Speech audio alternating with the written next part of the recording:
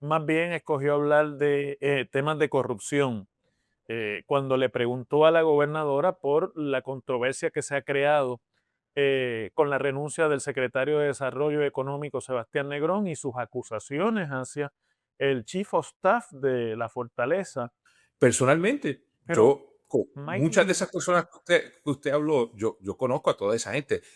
Que yo crea que la gobernadora es corrupta, no. Que yo crea sí, que no, Francisco es corrupto, no. Pero desde la perspectiva del Congreso, lo que el Congreso tiene que saber a nombre de nosotros, el pueblo americano, es si hay corrupción o no.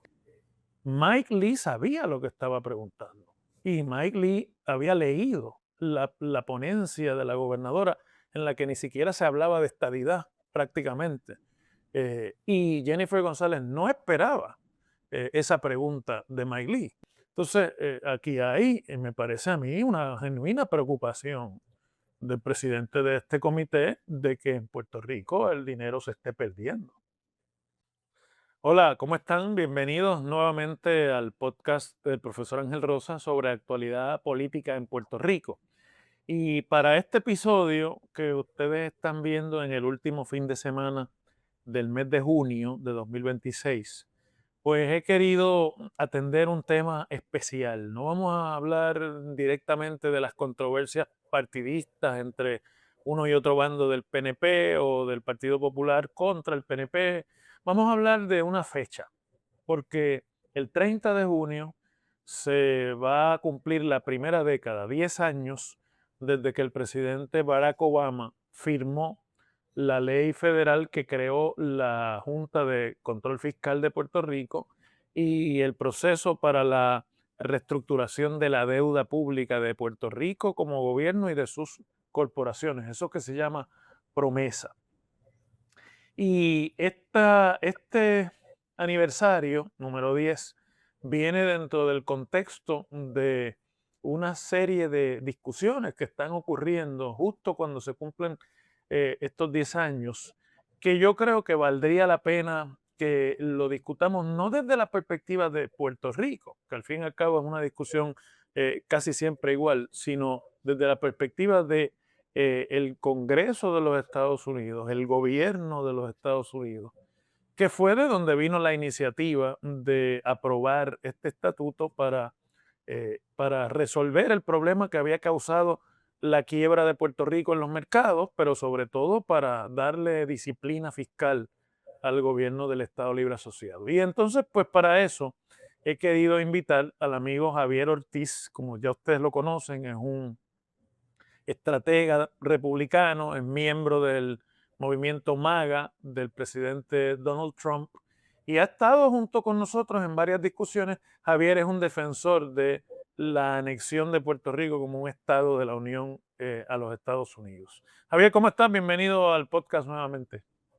Gracias por la oportunidad, profesor. Un placer poder estar con usted, con su audiencia. Gracias. Escuchaste la introducción que hice. Este 10º aniversario de Promesa se va a dar justo cuando hubo hace una semana una vista pública, que es una vista ya, digamos que recurrente, ¿no? Tradicional vista pública en el Senado de los Estados Unidos, en el Comité de Energía y Recursos Naturales sobre los territorios y la discusión que allí se dio este año para Puerto Rico. La sorpresa fue el interrogatorio que le hizo el presidente de esa comisión, el senador Mike Lee, del estado de Utah, republicano, a la gobernadora Jennifer González de Puerto Rico, republicana también, y cómo Mike Lee escogió, en vez de hablar de la estabilidad fiscal, en vez de hablar de los avances en 10 años de promesa, en vez de hablar de estatus político, más bien escogió hablar de temas de corrupción. Cuando le preguntó a la gobernadora por la controversia que se ha creado con la renuncia del secretario de Desarrollo Económico Sebastián Negrón y sus acusaciones hacia el Chief of Staff de la Fortaleza, Francisco Domenech, en términos de estar interviniendo para contrataciones en la agencia que dirigía Sebastián Negrón. ¿A ti qué te parece que provocó este interrogatorio que para mí me parece que la gobernadora no lo esperaba? Gracias, profesor. Para el récord, yo adoro a la gobernadora, soy amigo de Francisco y, y yo pues entiendo la preocupación que tienen el Congreso en general, aunque Mike Lee directamente hizo esa pregunta de la gobernadora y ella claramente denegó todas esas acusaciones, creo que es el término correcto para usar en este momento. Otros senadores, demócratas y republicanos también, pues indirectamente, pues hicieron preguntas o dijeron cosas que tenían que ver con esta controversia en Puerto Rico sobre lo que han dicho diferentes personas. Y yo creo que el nexus o no el nexus, pero la razón para todas estas preguntas es que desde el 2017 para acá, nosotros, los contribuyentes americanos, y el Congreso, a nombre del pueblo americano, ha asignado más de 100 mil millones de dólares para la reconstrucción de Puerto Rico. Y ese dinero que viene directamente del contribuyente americano, de lo que se llaman income taxes, que no se pagan en Puerto Rico. Y, y claramente hay un interés de los 535 miembros del Congreso que ejercen sus poderes plenarios territoriales en el artículo 4, sección 3, párrafo 2 de la Constitución de los Estados Unidos, de preguntar, saber, indagar y dar cuentas, pedir cuentas y recibir cuentas de dónde está el dinero que ha hecho y si hay alguna, ¿verdad? O sea, si hay alguna proof, Prueba. prueba de las supuestas alegaciones de corrupción. Bueno, dos cosas sobre eso que tú dices. Primero, aunque en cierta, obviamente el Congreso tiene derecho a preguntar por las asignaciones que hace, la pregunta de Lee fue un poco más allá. Es decir, la pregunta de Lee a la gobernadora fue, ¿cómo nosotros podemos estar en el Congreso seguros ante todo esto que está pasando en Puerto Rico públicamente? Que ustedes están manejando bien el dinero que hemos asignado. Y eso, aunque parece una preocupación porque asignamos, en realidad es una insinuación muy seria. Es decir, lo que se oye aquí es corrupción. Entonces, estamos a punto de cumplir 10 años de que se creara un estatuto para darle estabilidad fiscal a Puerto Rico y todavía estamos 10 años después, el tema es la corrupción. Bueno, sí es la respuesta, porque obviamente la pregunta se hizo y otros senadores insinuaron sobre ese tema también que usted habla de la pregunta directa que hizo el senador Mike Lee. Y yo creo que es importante entender, usted habla de promesa, que hay dos cosas que se conectan, eh, porque promesa se crea para proteger los mercados municipales de los Estados Unidos, porque la perspectiva que tenían los investment bankers, no sé cómo se dice eso, y los abogados, que por décadas estructuraron la deuda de Puerto Rico, es que ellos creían que Puerto Rico, porque tenía un gobernador y una legislatura territorial y una judicatura territorial, y una interpretación de, de una traducción de la Constitución de Puerto Rico, del inglés, que fue la que aprobó el Congreso, al español, que es la que se usa en Puerto Rico, que había una soberanía que garantizaba esos pagos. Y claramente eso pues crea un problema, y en aquel momento creó un problema sistémico para toda la deuda de los Estados Unidos. Promesa se crea para proteger los mercados municipales De los mercados de americanos. deuda estadounidenses. No fue Y para sacar a Puerto Rico de la quiebra. correcto. Y una de las cosas que ha sucedido, de hecho, esta semana yo tuve una conversación con un banquero en Nueva York que me dice, una de las cosas, y estábamos hablando, y yo le dije, mira, yo creo que aquí se ha creado una clase nueva de deuda territorial, donde el Congreso de los Estados Unidos, mientras Puerto Rico sea un territorio, puede regresar y restablecer algo como promesa si Puerto Rico pues fuese a irse a la bancarrota en el futuro. Y me dice, tienes razón, nunca nosotros lo pensamos de esa forma en el 2016, pero en efecto eso es lo que ha sucedido. estas dos cosas se combinan, porque si es cierto, que yo no creo que sea cierto, que hay este nivel de corrupción que personas alegan que la gobernadora y Francisco Domenech están envueltos, Pero yo no perdóname, creo Javier, eso. tú dices personas alegan, pero lo alegan miembros del partido de la gobernadora. Lo alega el presidente del Senado, electo bajo Ujú. ese partido, y los miembros del Senado. Y lo alega un ex miembro del gabinete de la gobernadora. Esto no es cualquier persona la que está diciendo el gobierno de Puerto Rico bajo Jennifer González es corrupto. Mi perspectiva sobre esto es viéndolo desde la perspectiva americana. Yo no vivo en Puerto Rico, yo no voto en Puerto Rico. Yo, yo tengo la perspectiva que tenemos nosotros se envía dinero a Puerto Rico y hay que saber si hay corrupción o no. Personalmente, Pero Mike muchas de Lee, esas personas que usted habló, yo conozco a toda esa gente. Que yo crea que la gobernadora es corrupta, no. Que yo crea sí, que no. Francisco es corrupto, no. Pero desde la perspectiva del Congreso, y perdone que le interrumpa, profesor, desde la perspectiva del Congreso, lo que el Congreso tiene que saber a nombre de nosotros, el pueblo americano, es si hay corrupción o no. Esa es una Sí, pregunta claro, importante. pero los congresistas no preguntan en el vacío. Y Mike Lee, que tiene a su cargo el comité que en el Senado atiende a los territorios, yo estoy seguro que tenía el mejor de los briefings que se puede tener sobre lo que estaba preguntando. Es decir, los congresistas no preguntan cosas inocentemente y tampoco preguntan cosas que no le interesen a los que están a su alrededor, incluyendo a la comunidad de donantes que financian a los miembros del Congreso y a los miembros del Senado. Es decir, Mike Lee sabía lo que estaba preguntando y Mike Lee había leído la ponencia de la gobernadora en la que ni siquiera se hablaba de estadidad prácticamente. Y Jennifer González no esperaba esa pregunta de Mike Lee. Yo creo que su demeanor y su body language, cuando se Ujú. le hizo la pregunta, su lenguaje no verbal, eh, revelaba que un poco le habían quitado la alfombra de debajo de los pies.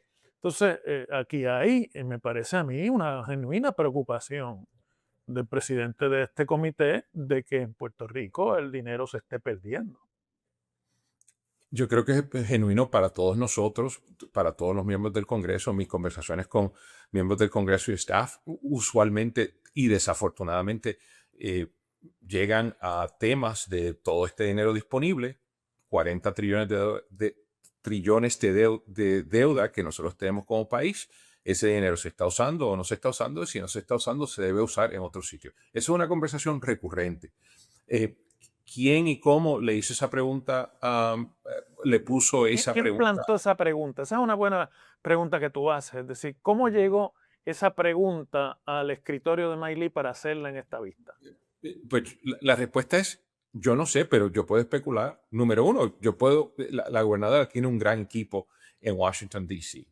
Y si desde una perspectiva de una estrategia política, a lo mejor era importante para ella empezar con esa pregunta y darle la oportunidad a la gobernadora a contestar eso O sea directamente que ella sin misma se bromar. plantó la pregunta.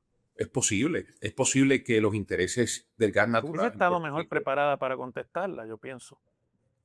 bueno, Porque allí es lo que posible. contestó es, yo voy a investigar, eso es falso, pero lo voy a investigar. No parece una Bueno, decir contestación que, bueno, muy bien la, preparada. la gobernadora no va a decir que algo es falso si ella no sabe que es falso. O sea, Por hay eso, pues, que, ¿para qué va a investigar? bueno, Si porque ya yo sabe creo que que es el falso. pueblo, bueno, para de probarle al pueblo de que es falso, probarle al Congreso que es falso, probarle al Congreso, todo eso es importante. O sea, pero eso es una vertiente posible. Otra vertiente posible puede ser los intereses del gas natural en Puerto Rico o los que quieran vender gas natural en Puerto Rico.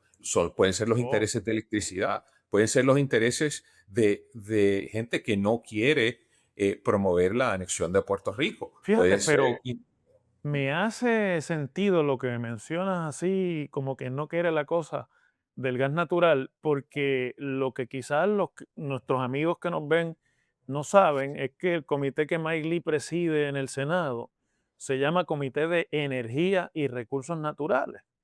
Es decir, ese es el comité que tiene jurisdicción sobre las asignaciones de energía, sobre el dinero y para qué se utiliza el dinero de la reconstrucción por ejemplo, del sistema eléctrico que se asignó a Puerto Rico. eh, y hay todo un grupo de cabilderos, por así decirlo, y de una comunidad detrás de esos proyectos de reconstrucción. Es decir, lo que me hace un poco de sentido. Es decir, Mike Lee y a sus colegas de ese comité y a su partido, lo que le importa es vender gas y vender petróleo. Ese es el verdadero, esos son los verdaderos asuntos principales de ese comité, no es el estatus de los territorios. ¿O estoy equivocado? Yo creo que el estatus de los territorios es importante porque la conversación de la anexión de Puerto Rico ha sido recurrente por los pasados 70 años. Ha pasado por la idea de que la anexión era para los pobres, que yo personalmente creo que eso, si en algún momento tenía alguna validez, esa validez pues pasó al pasado hace mucho tiempo. La idea de que políticamente los oligarcas de estatus en Puerto Rico han gastado millones y millones de dólares y los gobiernos anexionistas en Puerto Rico han gastado millones de dólares tratando de promover la idea de que en la Florida la mayoría de las personas que se mudan de Puerto Rico a la Florida son anexionistas y que los políticos eh, republicanos y demócratas tenían que apoyar la anexión. Pues vemos ahora, si eso, ellos tuvieron mucho éxito en eso. Y hoy la Universidad de Florida Central, universidad pública, pagada por el contribuyente de Florida, que tiene un centro de estudios de Puerto Rico, no sé por qué, dice que la anexión de Puerto Rico es la tercera opción con mayor apoyo. Y segundo es la independencia y primero es esta cuestión que le llaman el Estado El Libre estatus Asociado, que actual. yo pienso, Eh, el estatus pero, actual. pero fíjate,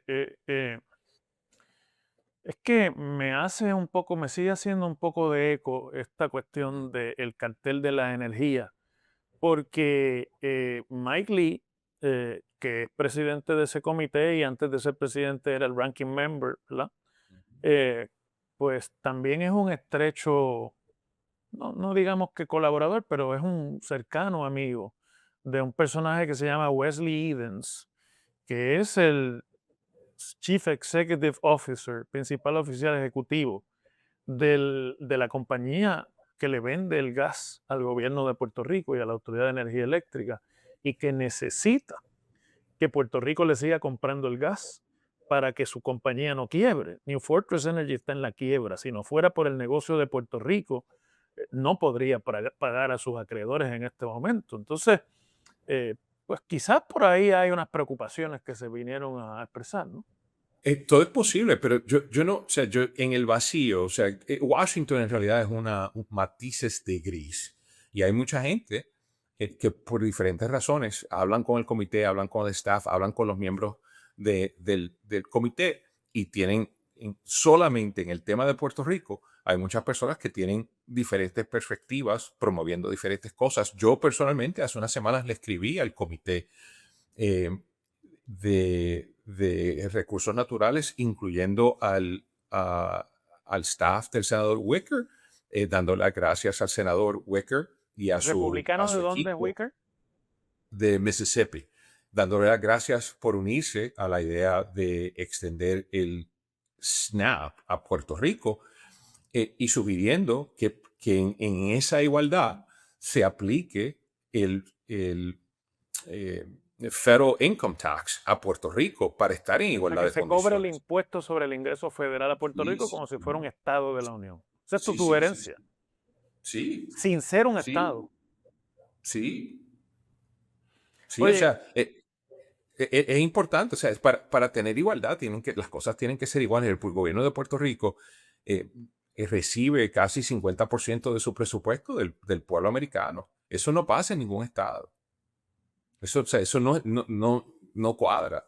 El 60% de las personas que viven en Puerto Rico reciben algún tipo de transferencia de dinero federal, del dinero del contribuyente federal, y el segundo estado que más recibe es el 22-23%, que es Nuevo México. pero todo esto dicho, es curioso porque esa vista tradicionalmente se ha ido alrededor de los temas anteriormente, no este año, alrededor del tema del estatus político. Si se va a viabilizar legislación, si no se va a viabilizar legislación. De un tiempo para acá, los congresistas han empezado a decir, primero resuelvan la quiebra, después hablamos de si ustedes entran o no a la unión. Esta vez no se habló de estatus político. Esta vez, eh, vamos, nadie trajo ese tema allí, con la excepción quizás de algunos demócratas. Eh, Ujú. y yo, la pregunta que te hago, Javier, es, o sea, cuando el tema es la corrupción, cuando el tema es, nosotros podemos confiar en el dinero que hemos asignado, que esté bien manejado en un gobierno que tiene un escándalo de corrupción semanalmente, pues la pregunta que uno se tiene que hacer es, eh, ¿es posible abrir en la discusión de estatus de Puerto Rico? ¿Es posible hablar de anexión de Puerto Rico en este momento, en ese contexto? Sí, yo creo que sí, porque estas cosas no, o sea, viven, coexisten, o sea, la anexión de Puerto Rico y resolver el problema, yo creo que es un problema colonial que tiene Puerto Rico, pues no se divorcia de la realidad de todas las otras cosas y son, en mi opinión, son temas que hay que trabajarlos todos al mismo tiempo. Que afectan, sí, seguro que afectan. Por ejemplo, si alguien fuese a buscar cómo el contribuyente en Puerto Rico que gane más de, si no me equivoco, $12,400 al año, que es donde empieza a pagarse el impuesto federal, pues si están pagando X cantidad al, creo que es 33, 34%, que es el tope en Puerto Rico, pues, ¿qué ha hecho Puerto Rico en los pasados 10 años? ¿Qué ha hecho la Junta, por ejemplo, en los pasados 10 años para bajar los costos del gobierno de Puerto Rico y eh, para que la gente pueda pagar eso? Un ejemplo, en Puerto Rico recientemente fui a ver en un viaje, fui a ver una casa que está a la venta en un área central de San Juan, que está a la venta por casi 2,5 millones de dólares y paga menos de $2,000 al año de impuesto a la propiedad.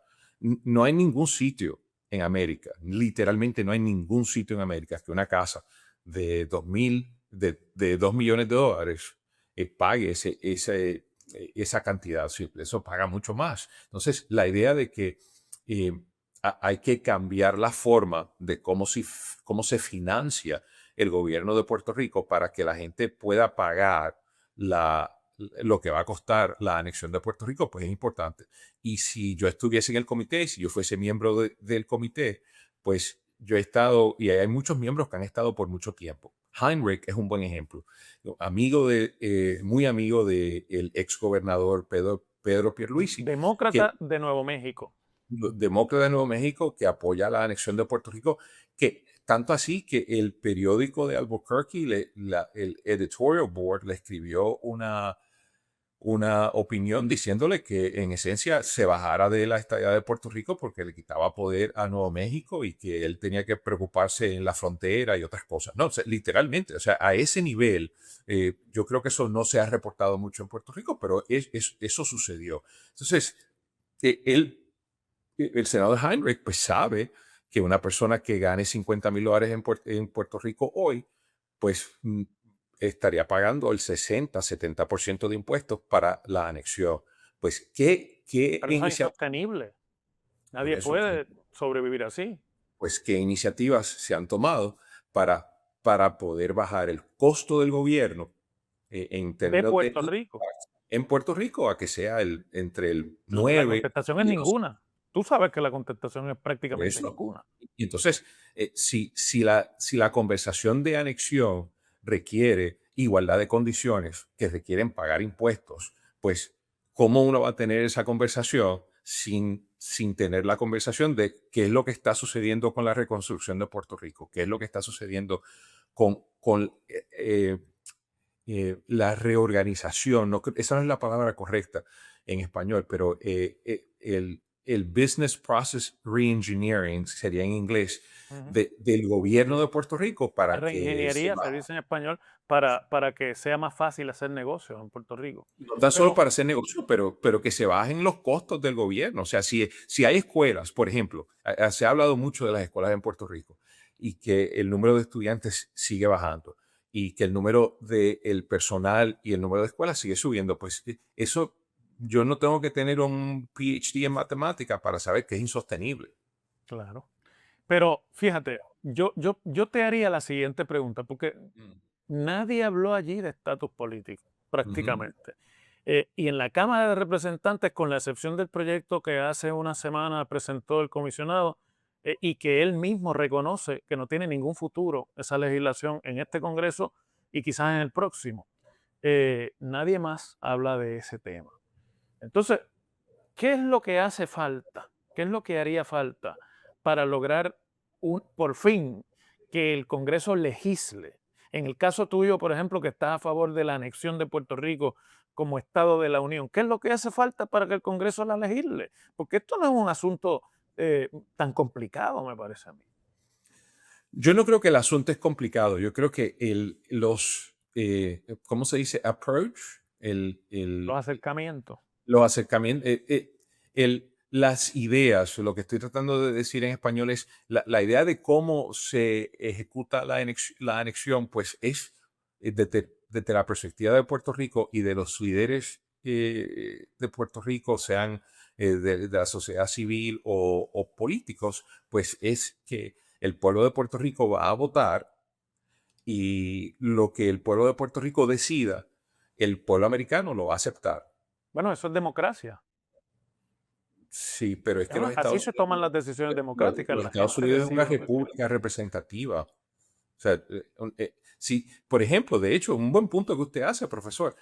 El senador Manchin, cuando estaba en el Senado, estaba sugiriendo que un proceso democrático debería incluir un voto en todos los Estados Unidos y preguntarle al pueblo americano si quisieran aceptar a Puerto Rico, a Washington, D.C. como estados. En la construcción democrática que usted hace referencia, pues esa es la construcción democrática.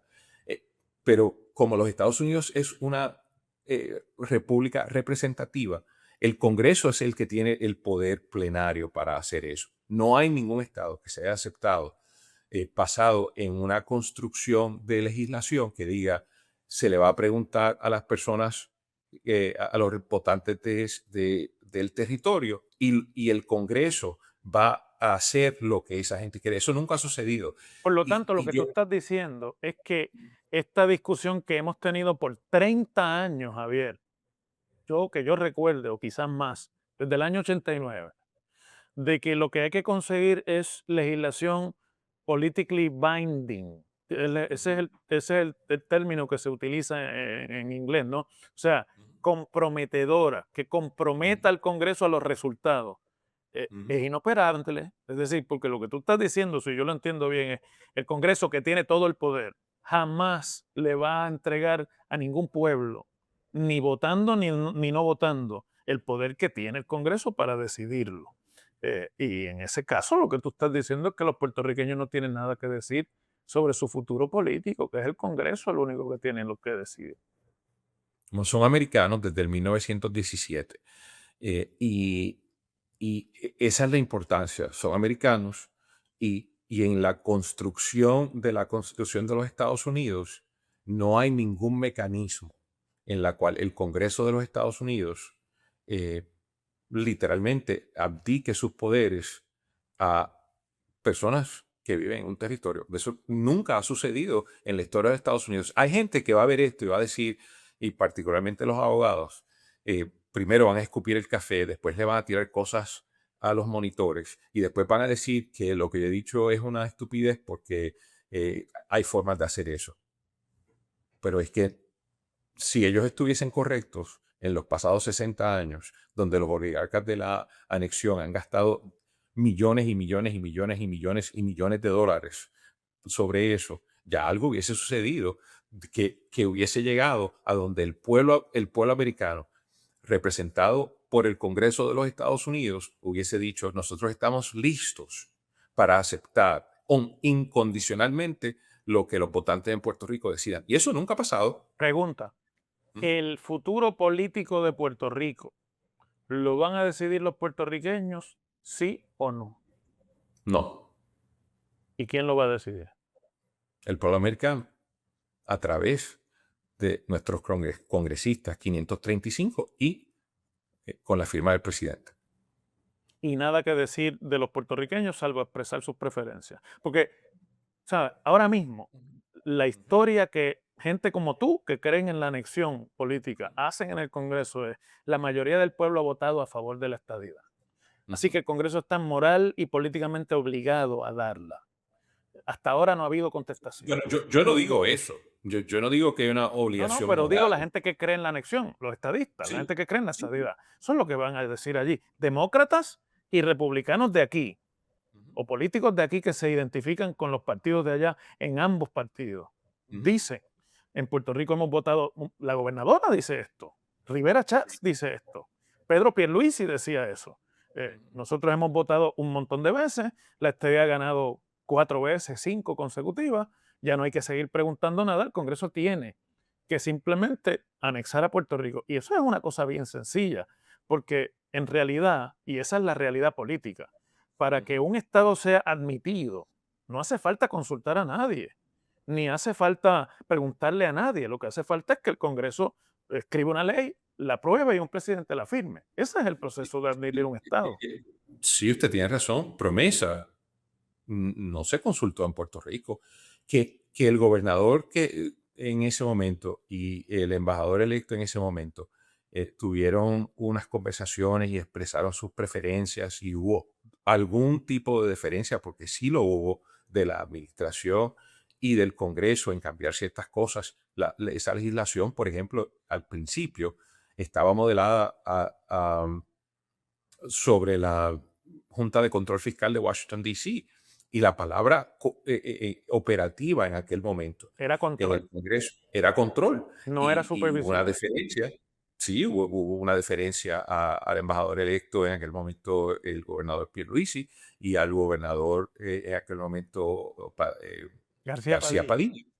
Y pues se convirtió en supervisión y vamos a tratar de poner todo esto bajo la construcción de que en 1952 los Estados Unidos de América el Congreso había dicho, pues la Constitución de los Estados Unidos que nos da poderes plenarios a nosotros, pues no lo vamos a usar y vamos a hacer otra cosa.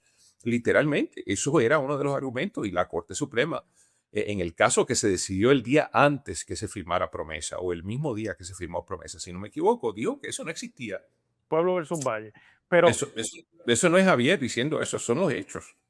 pero, ¿qué tiene que pasar? Para terminar Mm, ya esta discusión, porque llevamos mm, décadas, siglos, básicamente mm, discutiendo lo mismo, y no pasa nada. Estamos mm, en el mismo lugar donde estábamos en 1950.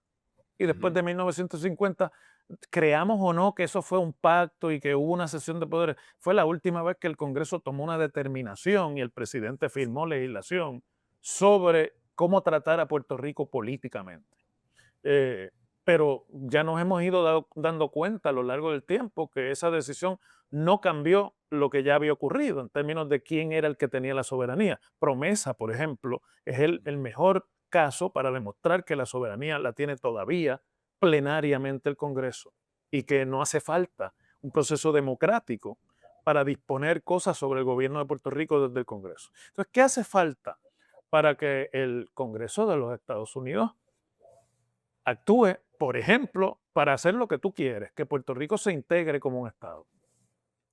Puerto Rico tiene que tomar localmente, tiene que hacer decisiones difíciles para reestructurar cómo opera el gobierno, cuánto cuesta el gobierno y cómo va a poder servir a todos los americanos por igual. Yo sé que hay mucha gente que me ve y que me oye dice, pero es el mismo mensaje todo el tiempo, nada ha cambiado. Exacto.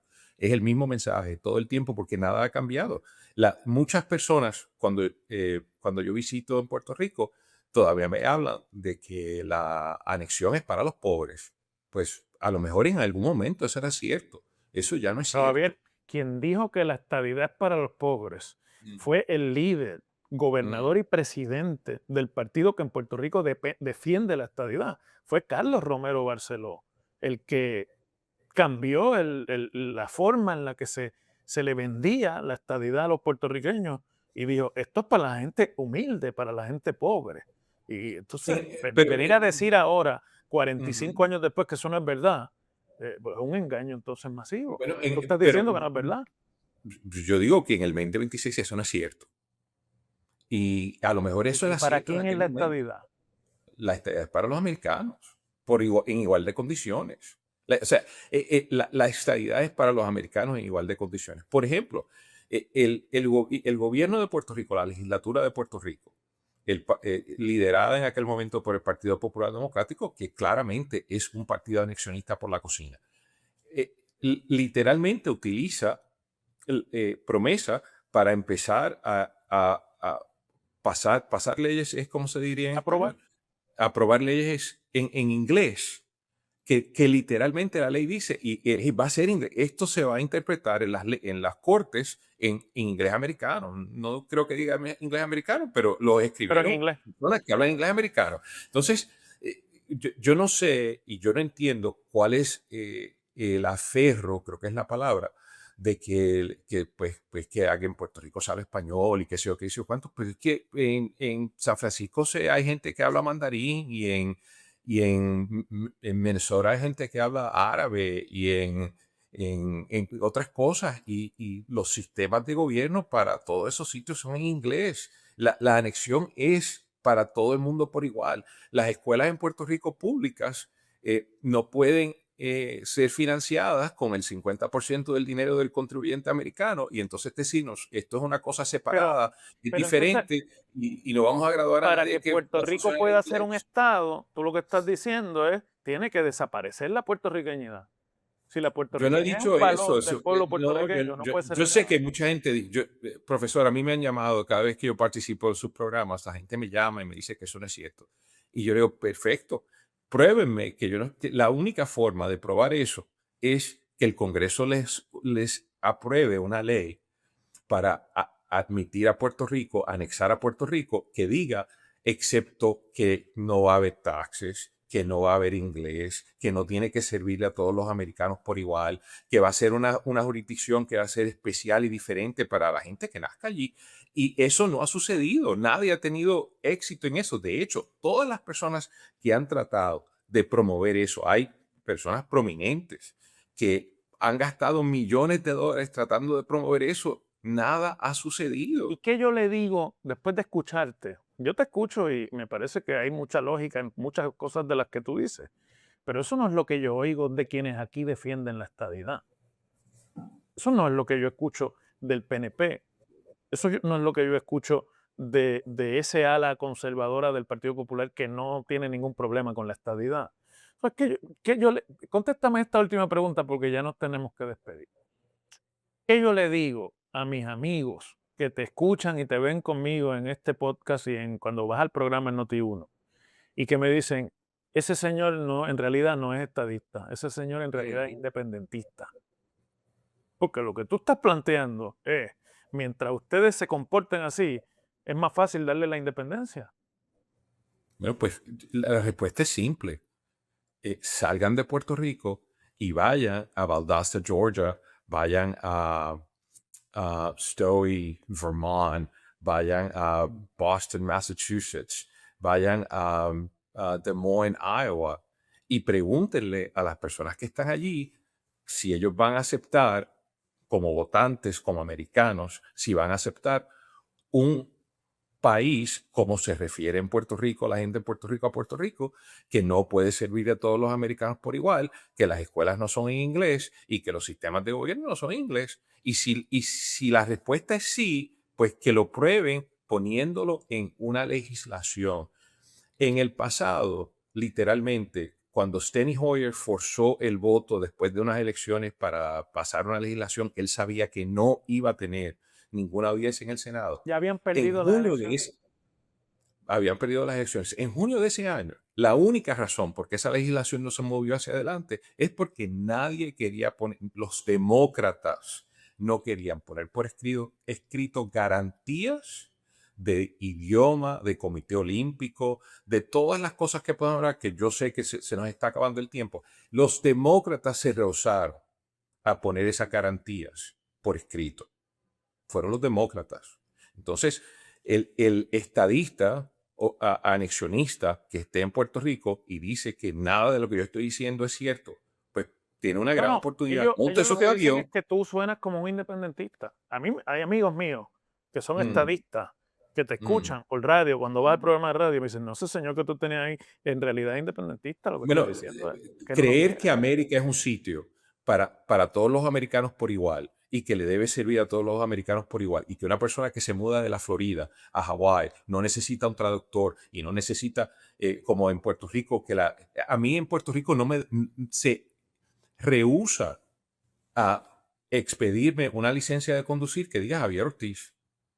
Entonces, en Hawái no hacen eso, en Alaska no hacen eso, en Boston, en Massachusetts no hacen eso, en Illinois no hacen eso, pero en Puerto Rico sí. Entonces, el discrimen que literalmente que eso es un discrimen. O sea, la ley es una ley discriminatoria. Hay un discrimen. Hay niños que se gradúan de escuela superior en Puerto Rico que no pueden manejar en inglés, mientras que el embajador electo, comisionado residente, yo sé que usted me va a corregir, Ya la te legislación corregiste tú requiere mismo. la legislación requiere que la persona domine el inglés para poder ser comisionado residente. Entonces, el Departamento de Educación de Puerto Rico lo financiamos nosotros al 50%, que nosotros no hacemos eso en ningún sitio en los Estados Unidos. Y entonces cuando se mudan amigos míos a Puerto Rico, que están tratando de contribuir, abrir negocios y todo, y llevan sus niños a Puerto Rico, le dicen, le pedimos disculpas, pero nosotros aquí no podemos enseñarle a sus niños porque ellos no hablan español. ¿Qué es eso? En ningún sitio en América llega un niño que le diga, no, no, nosotros no le podemos dar clase porque sus niños no hablan inglés. Entonces, ¿qué clase de igualdad es esa? Y el que diga que yo soy independentista, pues claramente no entiende el contexto del americano común y corriente. Le pido disculpas, yo sé que esto no le va a caer bien a mucha gente, pero esos son los hechos. Puerto Rico, para anexarse, aunque siga siendo una isla en el medio del Caribe, rodeada por agua, le tiene que servir a todos los americanos por igual. Gracias, Javier. Ha estado muy interesante y creo que ilustrativa. Esta quizás es de las veces que has estado en el podcast la que más hemos podido profundizar en esa mentalidad de cómo se ve la cuestión de Puerto Rico desde la perspectiva del pueblo americano, no desde la perspectiva del pueblo puertorriqueño. Gracias, Gracias por la oportunidad. Que tengan un buen día. amigos. Y con esto, bueno, pues como siempre les digo, seguimos mañana.